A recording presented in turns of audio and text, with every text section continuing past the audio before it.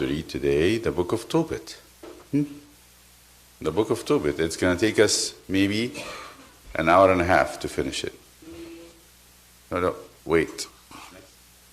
So it's the whole book. We're supposed to read the whole book. So instead of this, I'm going to tell you the story of Tobit. How about that? Especially it is it's about Archangel Raphael.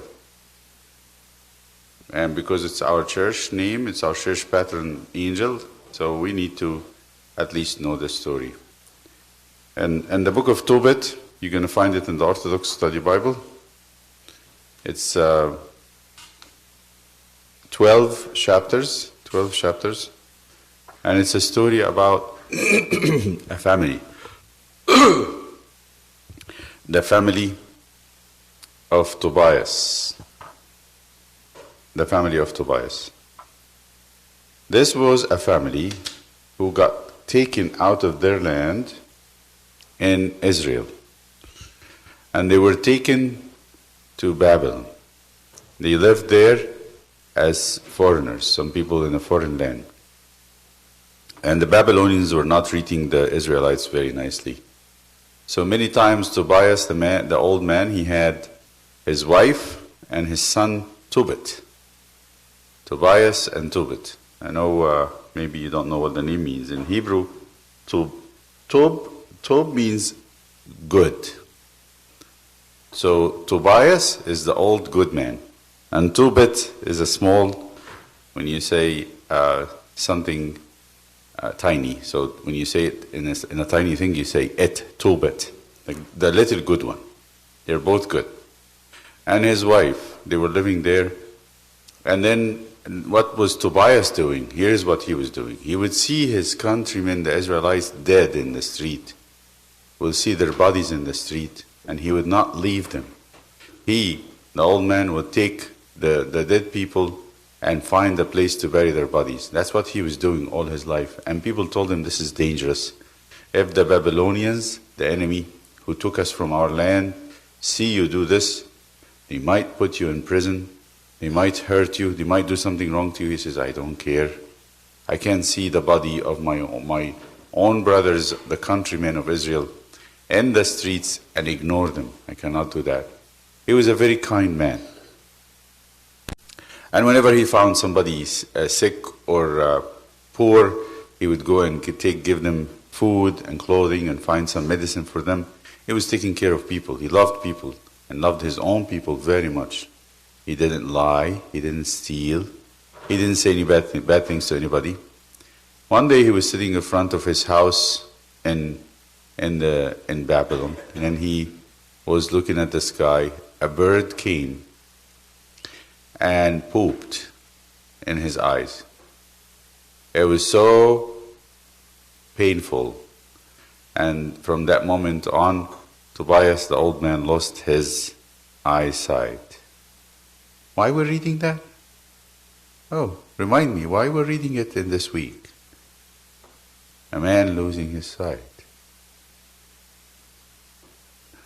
Yes? Thank you. That's why the church brought that story of Tobias from the Old Testament.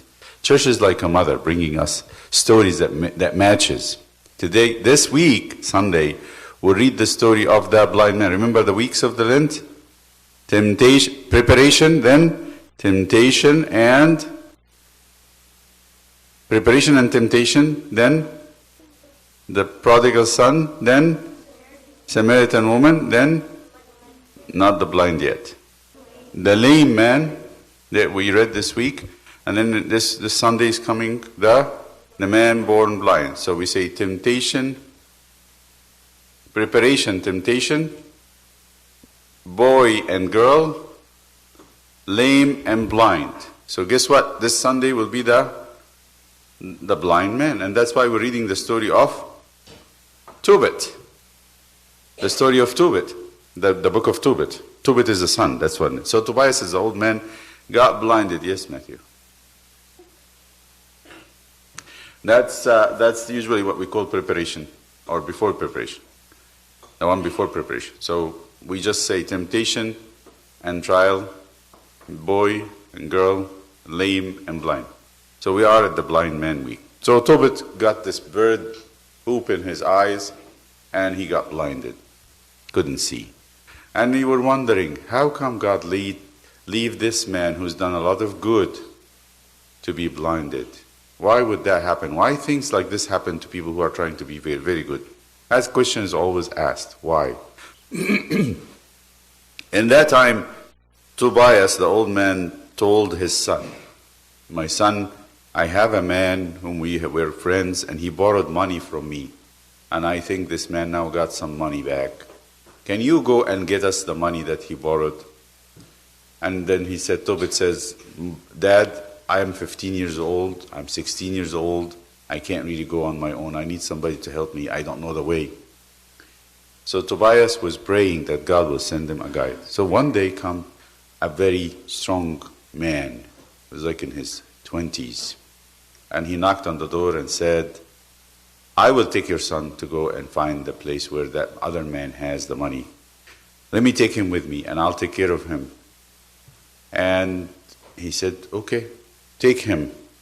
So he did, and I don't know what he called his name. He said that my name is... So I just forgot to tell you, the people were mocking him. Where is God when you depended on him and you're serving him? But he kept praying and never answered anybody. So he said, I'll go with your son and get the money. On the way, they got hungry. And they were fishing. They wanted to get a fish. So they got to the lake, were on their way. And they got the fishing rod and threw it. And they caught a big fish. A fish was about to bite the little one. And Archangel Raphael, who was disguised as a regular man, caught the fish. And he said, catch it, don't let it run away from you. Don't let it escape. And he cut the fish open. He ate the meat of the fish. But then he kept with him the gallbladder, that bitter green stuff inside, and the liver, and the heart. So, and Tobit didn't know why the archangel did this. He didn't know that he was an archangel. Then they went, and on the way, they found the place of a relative. And this relative had a beautiful daughter. Her name is Sarah. And Tobit found this very godly family that he stayed with, and the archangel stayed with. And Archangel Raphael said, this is going to be your wife. But there was a problem. The wife was cursed. There was a demon. Every time she marries somebody, before they get together, the husband dies. The demon was killing all of them. So Tobit said, I like her.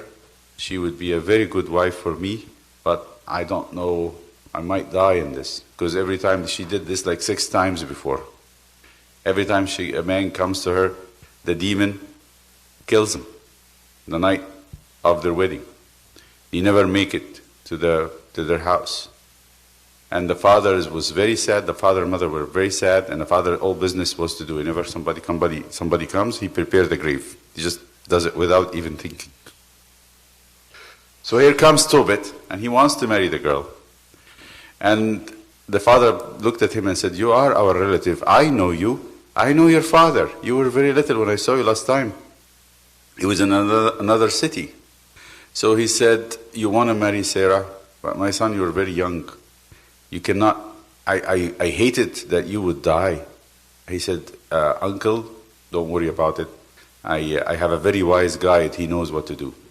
So the archangel gave Tobias the liver, and he gave him also the gallbladder.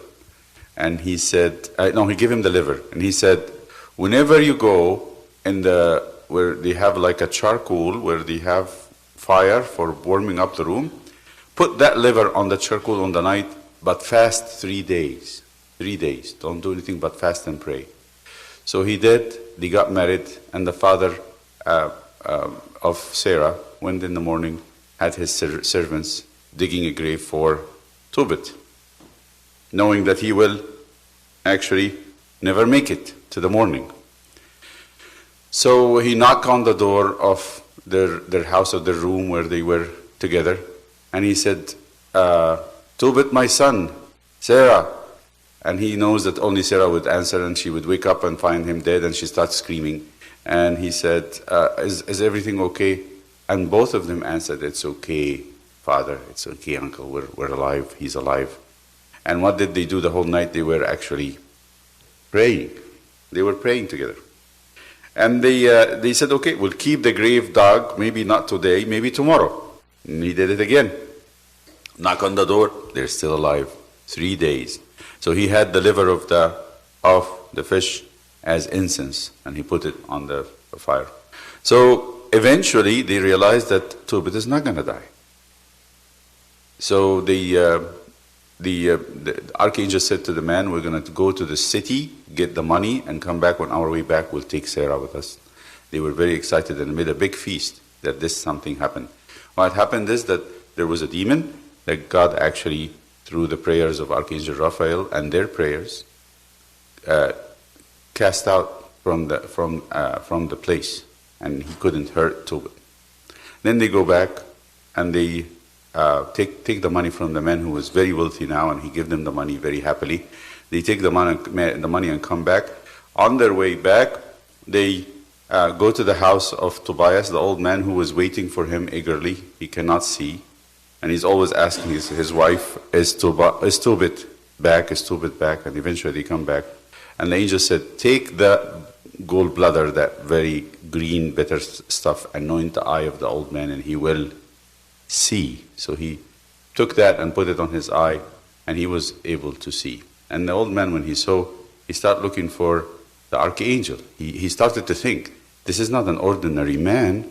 This is a man who can do things, who can do very powerful things.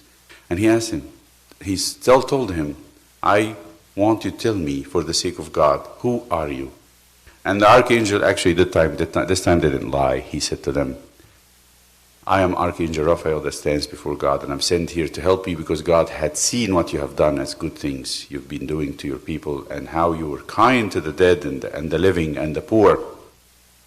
And God wanted to make like a reward for you. So he would get your child a good wife, and also give you back the money and give you back your sight.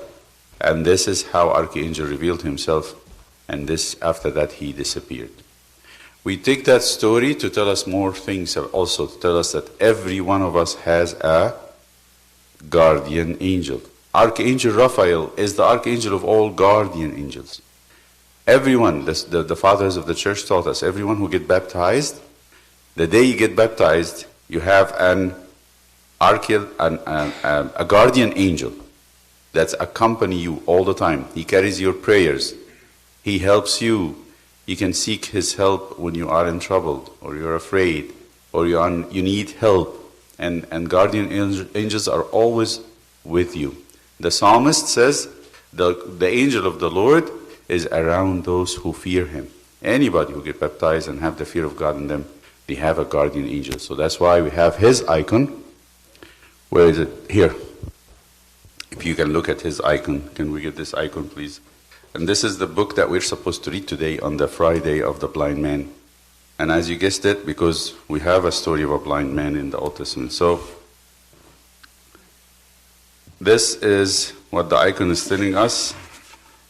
There is this young man, he's too young in this icon, but trying to say this is Tobit, and this is Archangel Raphael. He didn't even show his wings, but he has this plate where he has the liver, and they are catching the fish and going to this very far house where Sarah and her family will be to get the wife from there, and to get the money and come back on the journey. And it is a journey like our life. You have an archangel or an angel, a guardian angel with you everywhere you go. Try not to make him sad. Try not to make him having hard time. Sometimes the archangels go to God and say, I don't have anything to offer.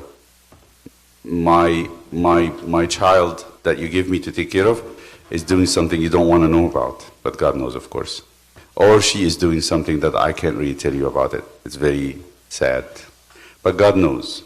Or sometimes he would say, I have a lot to give you today. They did a lot for you today. They love you and they care for you and they want your blessing. They call you Father and they want to be like you. That's how a guardian angel is supposed to be. In the name of the Father and the Son, the Holy Spirit, one God, Amen. This is the last Friday where we're going to do the Metanias. Next Friday is the end of Lent Friday, and we are going to have the mystery of the unction of the sick. We're going to have, when you come, God willing, I'll be done with the orthos, with the matins, and you will be ready for the unction of the sick. And it will be a little different this coming Friday. The school liturgy will be a little different, and maybe other people will come and they want to be with us so we can pray the unction of the sick. We pray over the oil, and this is one of the sacraments of the church, and I keep that oil for a whole year. And before the next year come, I'll change it with the new oil. It's not a regular oil. In the church we have many oils. We have at least, I think 6, if I am counting them right. 6 oils. That's one of them. That's the second most holy, after Mairun, is the unction of the sick. Today I want to tell you about the Holy Week. For all of us, in 1 week from today, after the end of Lent, we will enter into the Holy Week. And there is actually 9 days in the Holy Week that I can think of the church celebrate. You can tell me, what's the 9 days, Abuna? Starts on Saturday before Palm Sunday, right? We started talking about that. I went through the classes and I talked to you, most of you, maybe all of you, know about the first 3 days. Saturday, we call it Lazarus Saturday, Palm Sunday, and Monday. We talked about this and we didn't have the time to finish it, so I'm going to use the time to go through the rest of the week. Yes?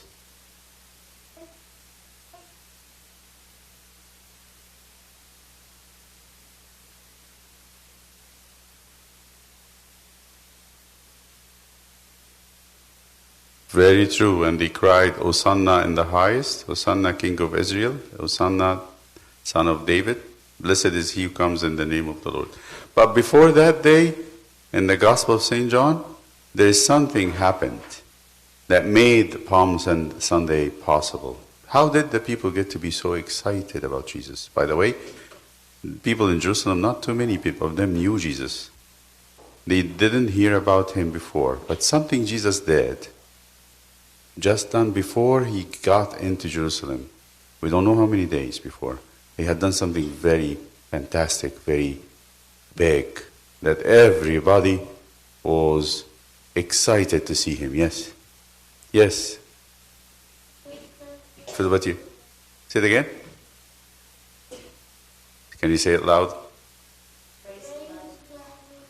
Thank you. That's exactly it. He raised Lazarus from the dead.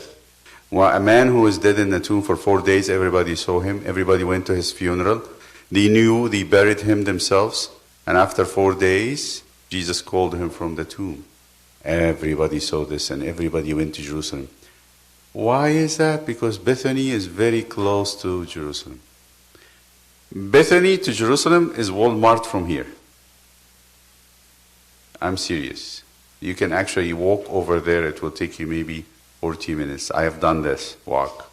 I visited the Holy Land once and I wanted to exactly walk from Bethany to, and it took me exactly the time it takes me from here to Walmart. So, it was very close. Everybody who lived in Jerusalem knew about it. You know, if there's something happening in Haika, do you think the people in Walmart will know about it? If something big? Of course they will. They will be coming running to see what's going on in Haika.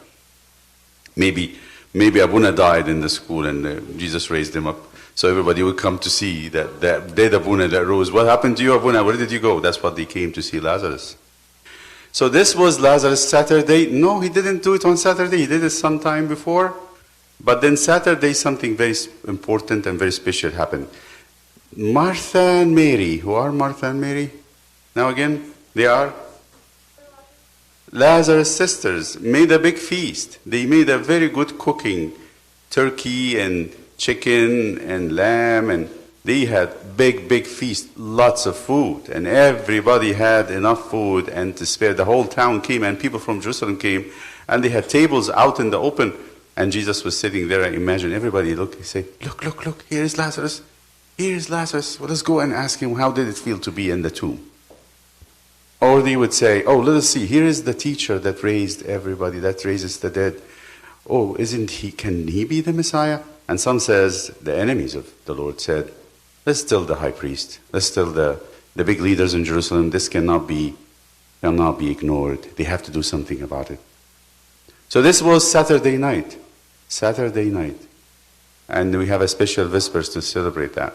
Then the next morning, everybody in Jerusalem was very excited to celebrate Jesus coming. And anybody knows why they said, oh, blessed is he who comes in the name of the Lord? We talked about this too. Why did they say that? No, Philobatier is like iron memory, I'm going to call you. Yeah, go ahead. Yes? Because they were very excited. True. All right. You think you know? Yes? Who said for the first time, I come to you in the name of the Lord? David, thank you. He was the son of David, and David became a king by the name of the Lord. He told Goliath, you come to me with a sword, with a spear, and I come to you by the name of the Lord. And from that moment on, people recognized David and his family, the royal family from God, because God made a covenant with them, and they would celebrate them by the same thing. You are a king coming to us in the name of the Lord. He didn't come to us by sword and spear and shield. Oh, you came by the name of the Lord of hosts. Can we go on? I will ask you, can we put hands down for now? So this happened, and then Jesus goes through Jerusalem, and he goes through the buildings and the streets, and eventually he comes to the temple, and in the temple, in the church, he finds lots of things that he doesn't like. And he starts doing what? Cleaning the temple. Turning off the tables people were sitting and buying in the temples, as if it's a marketplace. What would you feel if you come to church and find people here setting up tables for tomatoes and potatoes and chicken, and what would you feel like inside here? What would you feel? Would you be okay? No, I wouldn't be okay either. So Jesus was not okay. So he started being very, very angry. And he started turning off the tables. You think sometimes Jesus is very nice and gentle, but when it comes to doing things like that, Jesus is not happy. So after he's done that, everybody got annoyed. He annoyed them, the leaders who set up those tables to get money. They were very, very angry. And after he left, it was late at night. So he was going from Jerusalem, going down to the valley of Kidron, coming up to Bethany again, and he was hungry. And he saw this. What did he see on his way when he was hungry? David, what did he see? A fig tree. Anybody here tasted figs before? I think you should. It's a very tasty, sweet fruit. It's purple. That's what Roma told us. It's purple. Yes.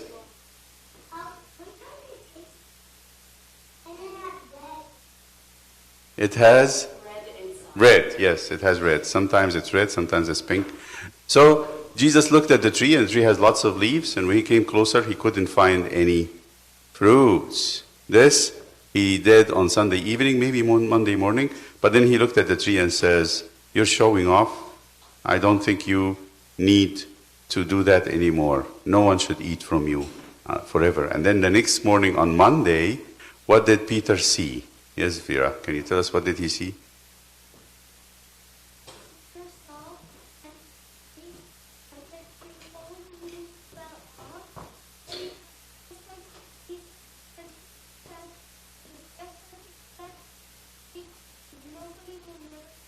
Yes, he said the tree withered. So there's no leaves anymore. And we said, what does the tree represent? What is it about? Why did Jesus was not very happy with this tree? You know, Jason? Yes? So what was the tree doing? Showing off.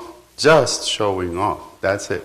So this was Monday, Fig Tree Monday, we call it. So you have Lazarus Saturday, Palm Sunday, Fig Tree Monday. Tuesday, Jesus spoke about his second coming. And when he comes again, we call it Second Coming Tuesday. What happened on Wednesday? Yes? Very good. On Wednesday, a woman came and put very pure, very nice oil, very expensive oil on his head. And Judas said, that's enough. I had enough with this man. I'm not following anymore. I'm going to go and find some money. So he went to the leaders, the enemies of Jesus in the temple, and said, what would you give me so I can deliver Jesus to you? And they said, 30 pieces of silver. And that's it. Sell 30 pieces of silver. Would you sell your friend for 30 pieces of silver? Well, okay, how come that Judas sold the Lord himself, the king, for 30 pieces of silver? That was on Wednesday. What happened on Thursday? Anyone knows? Charles? The Passover, and Jesus made the first Eucharist, right? This was the time that he instituted for us the communion. And then Friday, what happened on Friday? Go a little bit above it. See what happens on Friday. Yes, Medrona? That was Good Friday. What happened on Good Friday? That's how we call it. He was crucified. Jesus was crucified. What happened on Saturday after the Good Friday? Yes, Johnny? Huh? Not Saturday. Saturday, where was he? In the tomb. His body was in the tomb. His soul was in Hades. Yes. What happened on Sunday? Okay, Mark? Glorious resurrection. He rose from the dead. So we go for this. Let me conclude so all of us have the same idea. Lazarus, Saturday. Palm Sunday. Fig tree, Monday. Second Coming, Tuesday. Betrayal, Wednesday. First Eucharist, Thursday. Good Friday. Tomb, Saturday. Resurrection, Sunday. One more day and I think I'll be done. On Monday, we, the church, although it happened on Sunday again, the story happened on Sunday, but we do it on Monday to give it an extra attention so we cannot be confused about it. We do the two disciples of Emmaus story, very beautiful. And that's when Jesus walked with two disciples going to another city. One last time, let's do it together. Lazarus, Saturday. Palm, Fig tree, Monday. Second Coming, Tuesday.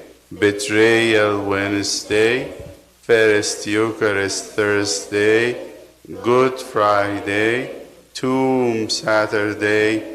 Holy Resurrection, Sunday. Can you say it without me? Let's do it without me.